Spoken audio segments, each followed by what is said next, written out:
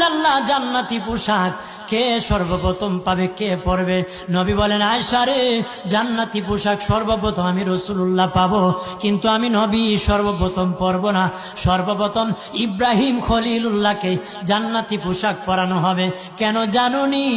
ইব্রাহিম নবীকে নমরুদের আগুনে যখন ফেলে দেওয়া হয়েছিল, দুনিয়ার সব ছেড়ে দিয়েছিল, বাড়ি ছেড়ে দিয়েছিল, সম্পদ ছেড়ে দিয়েছিল, মা বাবা ছেড়ে দিয়েছিল, এমনকি গায়ের জামা যখন খুলে নেয়, ইব্রাহিম কয়েক কাপড় ছেড়ে দিতে পারি, আমার আসমানের মালিককে ছেড়ে দিতে পারি না। ওই দিন আল্লাহ ইব্রাহিমের সাথে অঙ্গীকার করেছিল, ইব্রাহিম আজকে তোমাকে সকলের সামনে উলঙ্গ করে লজ্জায় ফেলে দিয়েছি ইব্রাহিম, তারপরে তুমি আমাকে ছাড়ো নাই। আমি কিয়ামতের দিন সকলের সামনে মুসলমান, বেঈমান, কাফের, নাস্তিক যারা তোমাকে উলঙ্গ করেছিল, তাদের সামনে আমি আল্লাহ আনুষ্ঠানিকভাবে তোমাকে কাপড় পরায়া দিব।